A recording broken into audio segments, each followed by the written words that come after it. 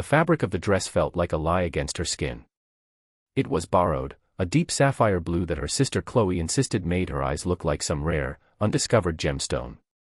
Ilara Vance felt less like a gemstone and more like a carefully polished stone, smooth on the outside but dense and heavy with the ordinary weight of her life. She stood in the cramped hallway of her apartment, the scent of Leo's bubble bath still clinging to the air, a sweet, synthetic grape aroma that warred with the nervous tang of her own perfume. Her son, all of 7 years old and possessing the solemn gravity of a tiny magistrate, stood before her with his arms crossed, inspecting her appearance with a critical eye. His pajamas, covered in cartoon dinosaurs, were slightly damp at the cuffs.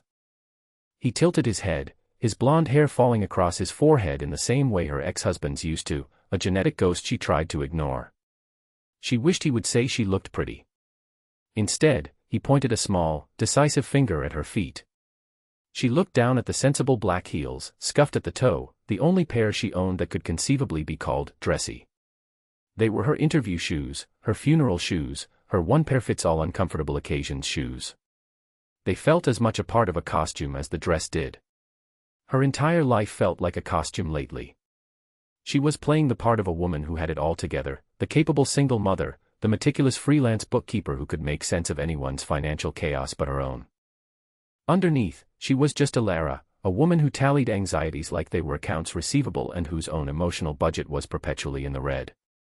The stack of bills on her small kitchen counter, tucked neatly under a ceramic pair, was a silent, paper testament to the precarious balance she maintained. One unexpected car repair, one client paying late, and the whole fragile structure would collapse. This blind date her sister had practically bullied her into, was supposed to be a break from that reality. A single evening of pretending she was just a woman in a blue dress, not a fortress with a population of 2. Chloe arrived then, a whirlwind of energy and optimism that always seemed to suck the weary oxygen from Ilara's apartment and replace it with something sparkling and new. She handed over a Tupperware container of lasagna and a detailed, handwritten schedule for Leo's evening, as if he were a visiting diplomat.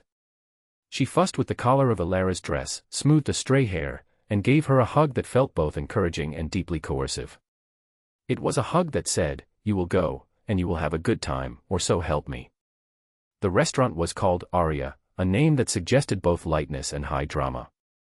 It was the kind of place where the lighting was an art form, designed to make everyone look younger and richer, and the silence between courses was filled with the low, confident hum of money.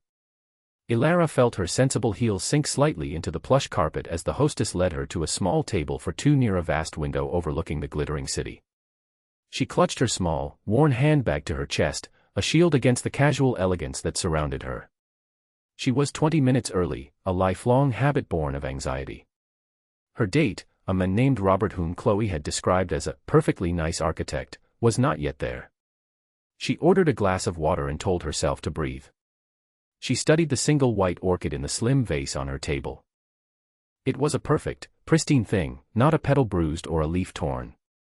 It was beautiful, but it felt sterile, disconnected from the messy, chaotic soil it must have grown in. She felt a kinship with the soil, not the flower. She watched the other patrons. Couples leaned in close, their conversations a low murmur. A group of men in sharp suits laughed, their teeth white against the dim light. At a nearby table, a man sat alone, facing the window. She noticed him only in pieces at first. The dark, impeccably tailored jacket. The way he held his glass, his fingers long and sure. He seemed utterly self-contained, an island of stillness in the gentle current of the restaurant. He was not looking at his phone. He was simply looking out at the city, as if he owned it. Maybe he did. The minutes ticked by, each one a small, sharp tap against her composure. 10 minutes late. 15. 20. The perfectly nice architect was officially, unequivocally late. A familiar cold dread began to seep into her bones. It was the same feeling she'd had in the hospital waiting room after Leo's bad fall from the jungle gym, the same feeling she'd had in the lawyer's office when she realized Mark had emptied their joint savings account. It was the feeling of being utterly, terrifyingly alone. Her carefully constructed facade, the woman in the borrowed blue dress, began to crumble. She was just Ilara again, the woman who was always waiting for something that wasn't going to show up. She took a sip of water, the ice clinking against the glass with a sound that seemed deafeningly loud. The waiter approached, his expression a careful blend of sympathy and professional indifference. She had seen that look before. He was about to ask if she wanted to order. She opened her mouth to say she was leaving, to gather the shreds of her dignity and flee back to the safety of her small apartment, to the scent of grape bubble bath and the predictable comfort of Leo's sleeping form. She was going to cut her losses. It was what she was good at. But before she could form the words, a low voice cut through her internal monologue, smooth and calm. It came from the next table, from the men who had been watching the city. He had turned slightly in his chair, and now he was looking directly at her. His eyes were a dark, unreadable gray, and they held hers without apology. He was not coming, was he? The question was not accusatory. It was a simple statement of fact, delivered with a quiet certainty that was somehow more devastating than pity. It stripped away her pretense, her flimsy hope that Robert was merely stuck in traffic. She felt a hot flush of embarrassment creep up her neck. All this time, she had been a spectacle. The waiting woman. The fool. She could only nod, a small, jerky movement. Her throat felt tight. The man held her gaze for another moment, a flicker of something unidentifiable in his expression. It wasn't pity. It was something closer to recognition. He gestured with one hand toward the empty chair opposite him. Sit with me instead. The invitation hung in the air between them, audacious and utterly unexpected. It was a line from a movie, not something that happened in real life, not to a freelance bookkeeper in sensible shoes. Her mind raced, cataloging the reasons to say no. He was a stranger. A wealthy, confident stranger in a restaurant she could never afford on her own. It was inappropriate. It was dangerous.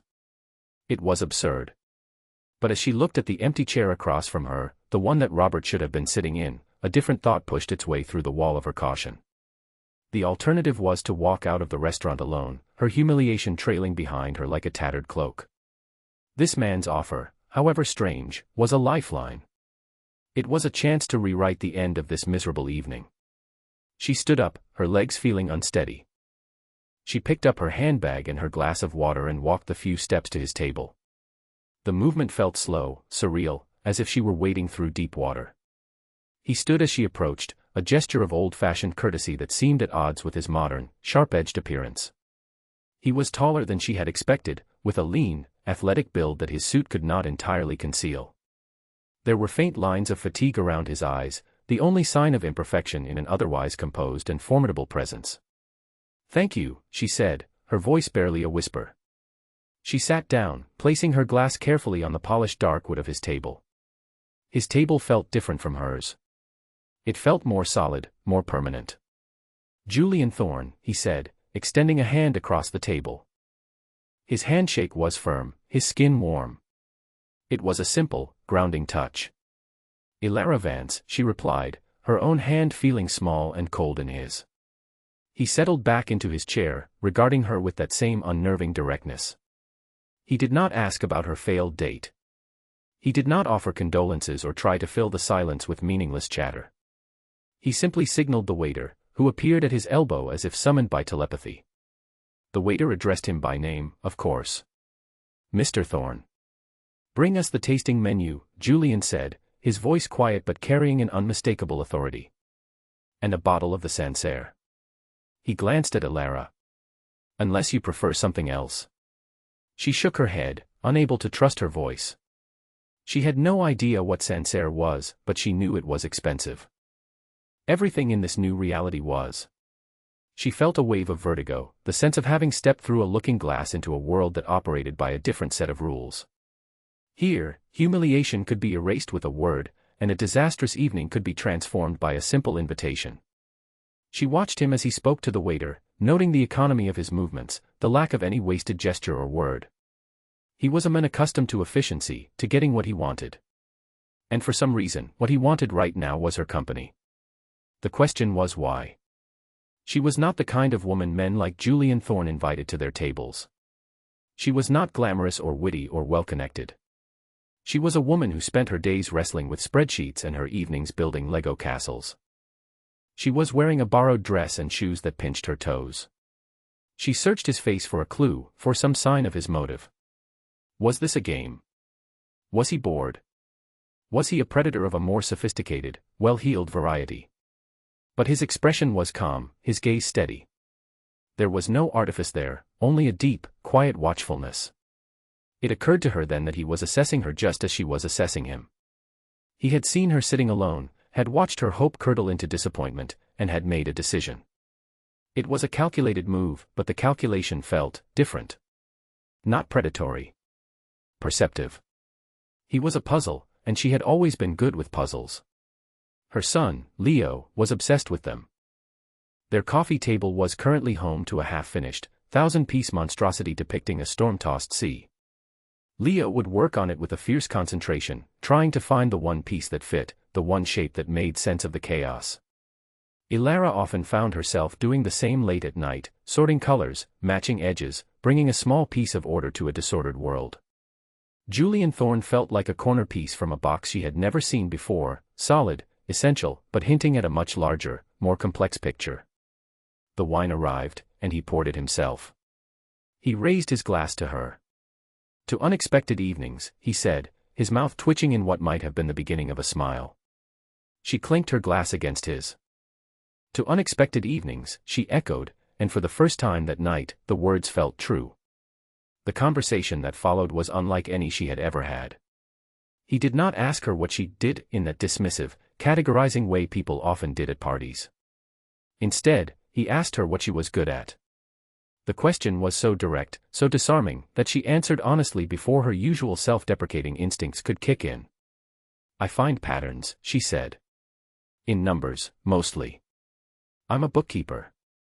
I look at a field of chaos, a shoebox full of receipts, a corrupted spreadsheet, and I find the story. The order that's hiding underneath. He nodded slowly, his gray eyes fixed on her. That's a rare skill. Most people just see the chaos. She found herself telling him about it, about the quiet satisfaction of a balanced ledger, the clean, irrefutable logic of it. She talked about it with a passion she normally reserved for discussing Leo's latest artistic masterpiece. He listened.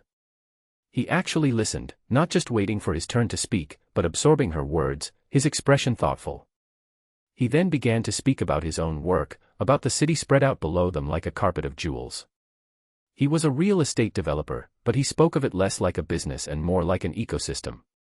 He talked about the flow of people, the lifeblood of transport, the way a single well-designed public space could change the entire character of a neighborhood. He saw the city as a living entity, a complex system of interconnected parts. He saw the patterns, too. It was strange, she thought, how similar their worlds were, even though one was built of numbers on a screen and the other of steel and glass. Both were about structure, about finding the hidden logic that held everything together. For the first time in a very long time, she felt seen. Not as a single mother, not as a woman on a failed date, but as a person with a mind, with a skill that he, a man who could seemingly have anything he wanted, found interesting. There's an integrity to numbers, he said at one point, swirling the wine in his glass. They don't lie. People lie. Systems can be made to lie. But the underlying math is always true. His words resonated with a truth that went far beyond bookkeeping. She thought of Mark, her ex-husband, a man whose entire life had become a system of lies, of hidden accounts and secret debts that had nearly destroyed her. The integrity of numbers was what had saved her, what had allowed her to untangle the mess he had left behind and build a new, albeit fragile, life for herself and Leo. She must have let some of that show on her face, a shadow passing over her features, because his expression softened almost imperceptibly. He did not press, did not ask the prying questions a different kind of man might have. He simply changed the subject, steering the conversation back to safer ground. He asked her about her son, and her face lit up in a way that erased the last traces of her earlier anxiety. She told him about Leo's obsession with dinosaurs, his serious pronouncements on the Cretaceous period, his belief that he could build a functioning time machine out of cardboard boxes and duct tape. Julian smiled, a genuine, unguarded smile this time. It transformed his face, chasing away the fatigue and the cool reserve. He sounds like a good kid, he said. You're doing a good job. The simple praise landed in her chest with a surprising weight. No one ever said that to her. The world expected her to do a good job, there were no commendations for meeting the basic requirements of motherhood. To hear it from this stranger, this man who had no reason to say it other than that he believed it to be true, felt like a gift. As the meal drew to a close, a comfortable quiet settled between them. They had shared food, wine, and a conversation that had delved deeper than years of acquaintance with other people. The initial strangeness of the situation had evaporated, replaced by an easy, unexpected rapport. She realized she was no longer thinking about the borrowed dress or the pinched toes of her shoes. She was no longer performing. She was just being. He paid the bill without ceremony, the act so smooth and practiced it was almost invisible. He walked her to the entrance of the restaurant, the city lights reflecting in the polished glass doors. The air outside was cool, and it felt good on her flushed cheeks. She braced herself for the awkward end-of-date ritual. Would he ask for her number? Would he try to kiss her? A part of her, a long dormant, hopeful part, almost wanted him to. But he did neither. He stopped beside the valet stand, his hands in his pockets, and looked at her again with that thoughtful, assessing gaze. "Ilara," he began, his tone shifting from personal to something more serious, more focused. "This might sound strange." She waited, her heart giving a little thump of anticipation. "I run a charitable foundation. It was my mother's legacy. We build and support community libraries in underserved neighborhoods. For the past 6 months, I've had my accountants telling me there are discrepancies in the books. Small amounts, but persistent. They call them clerical errors, rounding issues. But it feels wrong. It feels chaotic." He paused, his eyes searching her face. "I listened to you talk about finding the story in the numbers. About finding the order underneath the chaos. I have a feeling you would see what my team of experts is missing." He was not making a pass at her. He was offering her a job. The proposition was so far outside the realm of what she had expected that she could only stare at him. Her mind, so recently relaxed into a state of easy conversation, snapped back to high alert. Her internal accountant began running the numbers, assessing the risk. A man like this did not mix business and pleasure so casually unless the business was a pretext for the pleasure. It was a line. A very clever, very sophisticated line, tailored specifically to her. He had listened to her, yes, but he had been gathering data, finding her vulnerability, which in her case was always, inevitably, money. Her skepticism must have been written plainly on her face. A wall went up, and she could feel the cautious, guarded version of herself taking over. She had been hurt before by grand gestures that came with hidden price tags. Mark had been full of them. A surprise vacation that was really an excuse to get away from creditors. An expensive gift that was an apology for a lie she hadn't yet discovered. She had learned, the hard way, that nothing was ever free. "What are you proposing, exactly?" she asked, her voice cooler now, more professional. He did not seem offended by her shift in tone. If anything, he looked like he had expected it. "I'm proposing a short-term consulting contract. I want you to come in, look at the books for the foundation for the last 2 years. I'll give you full access. You report only to me. And I'll pay you 5 times your usual hourly rate." 5 times her rate. The number echoed in her head, staggering in its implications. It was not just life-changing money, it was security. It was a new transmission for her aging car. It was Leo's dental work. It was a month, maybe 2, where she wouldn't have to lie awake at night staring at the ceiling, mentally robbing Peter to pay Paul. It was a breathable amount of oxygen in a life that often felt suffocating. The sheer, naked power of the offer terrified her. It felt like a trap, baited with everything she needed. "Why me?" she asked, the question sharp. "You have a team of accountants. You could hire any firm in the city." "Because they're looking for a thief," he said simply. "They're looking for a complex scheme. They're looking at the big picture.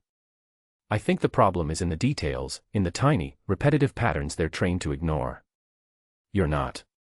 And," he added, his voice dropping slightly, "because I think you're honest. It's a rare commodity." His faith in her, a woman he had known for less than 3 hours, was both flattering and deeply unsettling.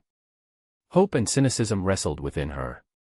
The hope was a fragile, tender thing, a green shoot pushing its way through concrete. The cynicism was a fortress, built brick by brick from past disappointments. She wanted to believe him. She wanted to believe that this was a straightforward professional offer from a man who respected her skills. But the fortress of her cynicism was high and strong. "I would need a formal contract," she said, her voice firm, testing him. "Clearly defined scope of work, payment terms, and a clause stipulating a strictly professional relationship." She expected him to balk, to laugh it off, to reveal his true intentions. Instead, he just nodded, a flicker of something like respect in his eyes. "Of course. My assistant will have one drawn up and sent to you by morning. You can have your lawyer review it." Her lawyer. The idea was almost laughable. Her lawyer was a legal aid attorney she'd seen twice during her divorce, a harried young woman in a cramped office who had smelled faintly of stale coffee. But she just nodded, as if she had a team of legal experts on retainer. "All right," she said, the word feeling momentous, a turning point she could not yet comprehend. She accepted. She chose the hope over the cynicism, the open door over the fortress. For one brief, terrifying moment, she chose to believe that something good could happen to her, without a catch. He gave her a small, contained smile. "Good. My assistant will be in touch to arrange your access." He then did something she did not expect.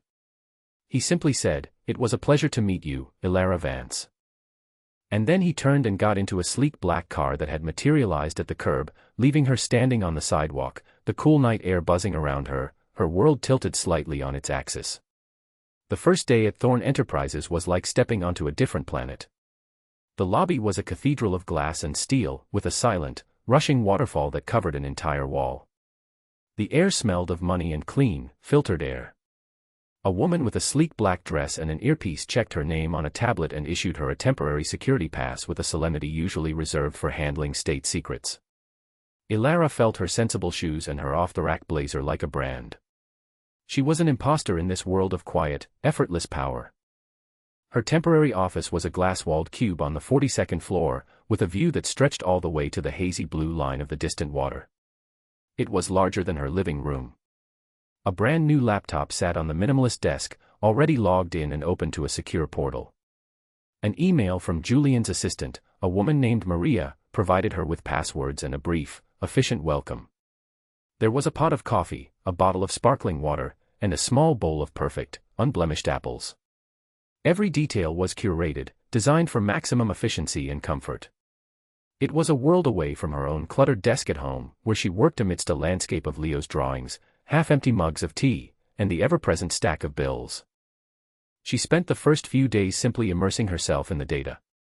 The Foundation's bookkeeping was, on the surface, impeccable. Every major grant was accounted for, every donation recorded, every expense report filed and approved. The accountants from the big firm Julian had hired had done their work thoroughly, leaving behind a trail of neat, color-coded reports that all concluded the same thing. The minor discrepancies were statistically insignificant, likely the result of currency conversion fluctuations or simple human error. They saw no evidence of fraud. They saw no story at all. But Ilara was not looking for a story. She was looking for the grammar. She was looking for the small, repeated mistakes in punctuation, the sentences that didn't quite parse. She ignored the big numbers and focused on the small ones, the digital dust in the corners of the vast financial statements.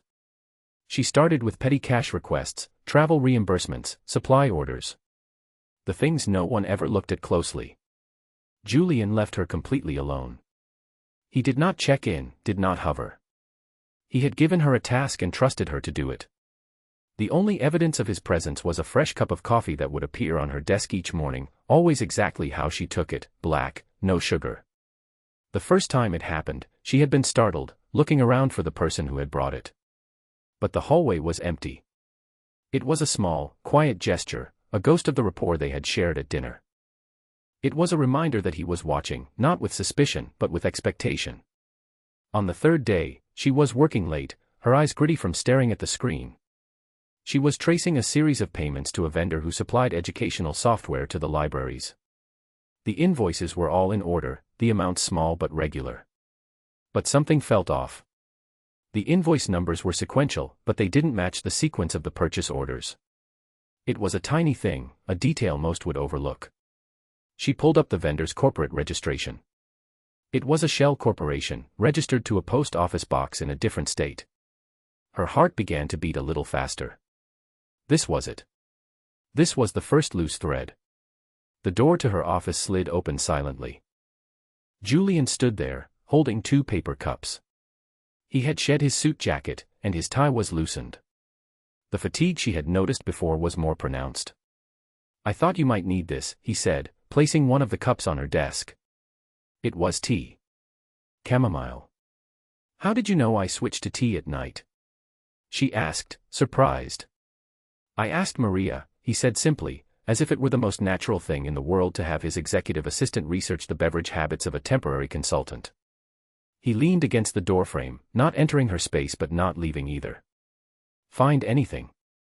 "Maybe," she said, her caution returning. "It's too early to say. It's just a feeling. A pattern that's slightly out of tune." He nodded, accepting her answer without pushing for more. He looked past her, at the numbers glowing on her screen. "My mother started this foundation with the inheritance she received from her father. He was a stonemason. A craftsman. He believed that a solid foundation was the most important part of any structure. My mother felt the same way about education. About books. She believed they were the foundation of a good life." He spoke in a low, quiet voice, his gaze distant. He was not talking to her as a boss, but as a son. The foundation wasn't just a tax write-off for his corporation, it was personal. It was a legacy. "She betrayed people," he continued, his voice hardening slightly. "My father, for one. But she never betrayed her own principles. She believed in honesty. In integrity. The idea that someone would use her legacy, her name, to steal, it's a desecration." In that moment, he was no longer the powerful billionaire from the restaurant. He was a man wrestling with a legacy, with the ghost of a complicated mother, and with the fresh wound of a betrayal he had yet to name. She saw the vulnerability beneath the armor, the loneliness of a man who stood at the top of a glass tower, responsible for everything. It shifted the dynamic between them again. They were not just an employer and an employee. They were 2 people who understood, in different ways, the pain of being let down by someone you were supposed to be able to trust. "The person who ran the foundation before me," he said, his eyes meeting hers. "His name was Arthur Sterling. He was my father's best friend, my mentor. He taught me the business.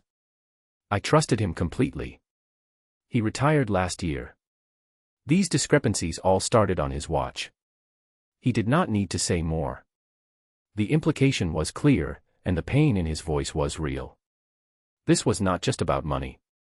It was about family, about faith, about a betrayal that cut to the bone. "I'll find it," she said, and the words were not just a professional promise.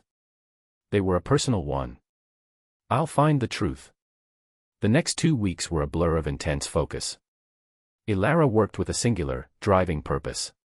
She packed Leo's lunch in the morning, her mind already sorting through database queries.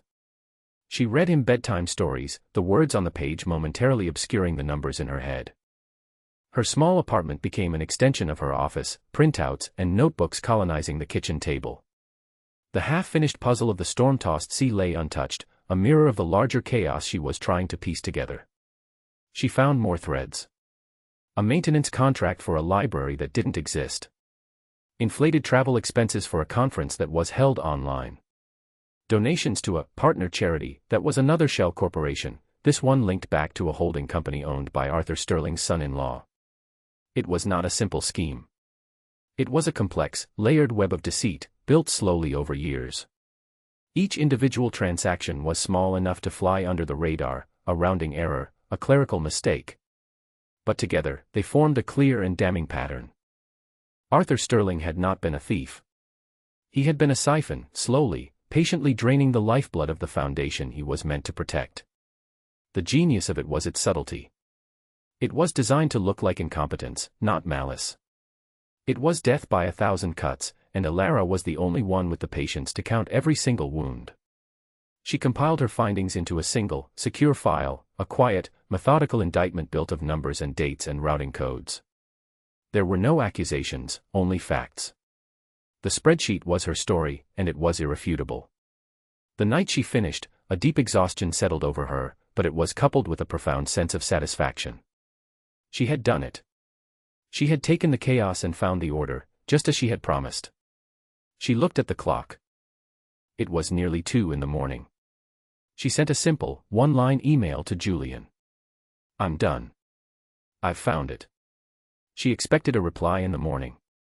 Instead, her phone buzzed less than 5 minutes later. It was him. "My car is downstairs," he said, his voice awake and alert. "I'll be there in 15 minutes. It was not a request. She was too tired to argue.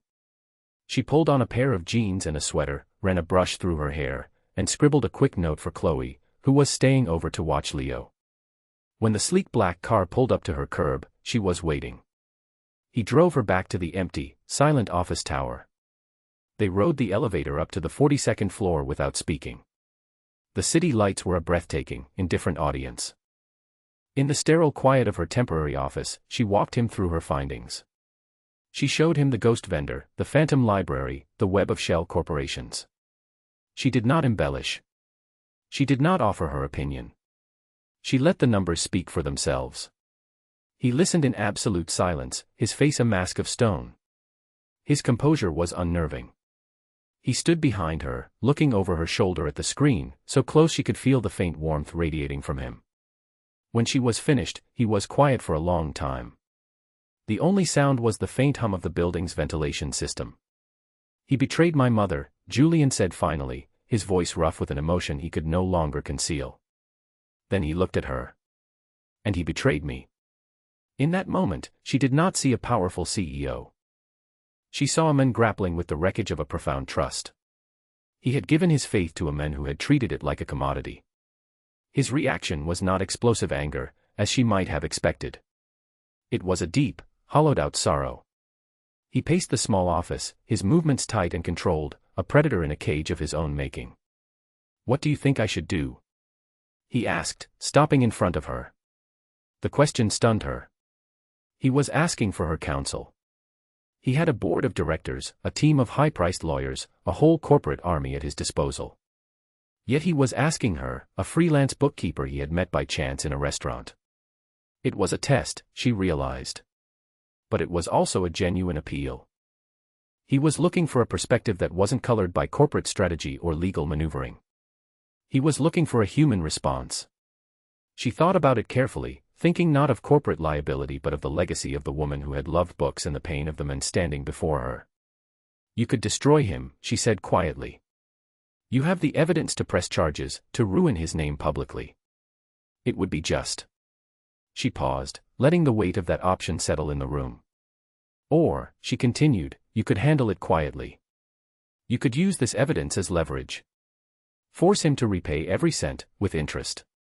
Have him sign over his assets to the foundation. You could recover the money without turning your mother's legacy into a public scandal. You could choose to mend the foundation instead of seeking revenge." She was not sure what she would do in his place. The part of her that remembered Mark's casual cruelty wanted scorched earth. But the part of her that had to look Leo in the eye every day, the part that had to believe in the possibility of repair, of rebuilding, leaned toward the second option. He watched her, his gray eyes searching her face. He was not just hearing her words, he was reading the integrity behind them. He had seen her meticulous work, her refusal to be intimidated, her quiet dedication to the truth. Now he was seeing her capacity for a different kind of strength, not just the strength to expose a wrong, but the wisdom to know how best to right it. He gave a single, decisive nod. "We do it your way." The resolution was swift and surgically precise. Julian's lawyers, armed with Alara's airtight dossier, convened a private meeting with Arthur Sterling. There was no trial, no public disgrace. There was only a quiet, brutal accounting. Faced with the undeniable proof of his betrayal, the old man crumbled. He signed the confessions, the asset transfers, the legal agreements that effectively erased his financial existence and funneled it back into the foundation he had plundered. Within a week, it was over. The foundation was made whole, its integrity restored. Arthur Sterling was a ghost, erased from the company's history, his name never to be spoken again. Throughout the process, Julian treated Alara as a partner. She sat in on the meetings with the lawyers, her quiet presence a reminder of the unassailable truth of her numbers. She explained the complex transactions in simple, direct language that no one could refute. She was not just the bookkeeper who had found the problem, she was the architect of its solution. She had never felt so competent, so valued for her mind. The day the final transfer of funds was confirmed, Julian appeared at her office door. Her contract was officially over. She had already packed her few personal items into her worn leather tote bag. "Have dinner with me tonight," he said. It was not a question. It was a statement. A continuation of a conversation that had been paused, not ended. He took her back to Arya. They were seated at the same table by the window. This time, she did not feel like an imposter. The borrowed dress was back in her sister's closet. She wore her own clothes, a simple black dress that was comfortable and understated. She felt like herself. He raised his glass, just as he had before. "To finding what was lost," he said. She touched her glass to his. "To new foundations." He looked at her, the usual guard in his eyes gone, replaced by a raw, open gratitude. "You did more than find the money, Ilara. You gave me something back that I thought I had lost." "What's that?" she asked softly. "Faith," he said. "That it's possible to find people who are just true. All the way through. The money, the business, it can make you forget that people like you exist." He reached across the table and took her hand. His thumb traced a slow circle over her knuckles. "I would like to see you again," he said, his voice low and serious. "With no ledgers or lawyers in the room. I'd like to take you to a museum. I'd like to meet your son. I'd like to know Ilara Vance, not just the brilliant consultant." A slow, genuine smile spread across her face, a smile that reached her eyes and lit them from within. It was a smile free from anxiety, free from the weight of her past. It was the smile of a woman stepping into a future she had not dared to imagine. "I would like that very much," she said. The months that followed were a quiet unfolding. Their new reality was not a fairy tale of private jets and diamond necklaces. It was something far more precious, built of smaller, more durable materials. It was Julian, showing up at her door on a Saturday morning with donuts and an offer to take Leo to the Natural History Museum. It was watching the richest man she had ever met get down on his hands and knees on her living room floor, utterly engrossed in helping her 7-year-old build a ferocious-looking Tyrannosaurus Rex out of Lego. It was the easy, comfortable silences that fell between them as they sat on her worn sofa in the evenings, after Leo was asleep, talking about everything and nothing. He never tried to change her life with grand, sweeping gestures. He did not offer to buy her a new house or pay off her debts. He respected her independence too much for that. Instead, he did something far more meaningful. He offered her a permanent position as the executive director of the Thorn Foundation, with a salary that reflected her skill and a mandate to run it with the same integrity she had used to save it. He gave her not a handout, but an opportunity. He empowered her. Her life changed, but it did so on her terms. She moved out of the cramped apartment, but only to a slightly larger one in a better school district, a sunny place with a small balcony where she could grow tomatoes. The pile of bills on the counter was gone, replaced by a vase of fresh flowers that Julian brought her every week. The financial anxiety that had been a constant hum in the background of her life for years simply faded away, leaving behind a quiet sense of peace. One crisp autumn afternoon, they were in the park, the three of them. Julian was teaching Leo how to fly a ridiculously large, dragon-shaped kite. He ran alongside her son, his laughter carrying on the wind, the sleeves of his expensive cashmere sweater pushed up to his elbows. He looked younger, freer than she had ever seen him. He was not Julian Thorne, the real estate magnate. He was just Julian, a man who was patiently untangling a knot in a kite string for a very serious little boy. Ilara sat on a bench, watching them, a thermos of hot chocolate beside her. She felt a profound sense of rightness, a feeling of pieces clicking into place. She thought about the puzzle that had sat on her coffee table for so long, the one of the storm-tossed sea. After she had finished her work for Julian, she and Leo had finally completed it. It had been sitting on their new coffee table, its chaotic scene now a complete and beautiful whole. But a few weeks ago, Leo had insisted they break it up and start a new one.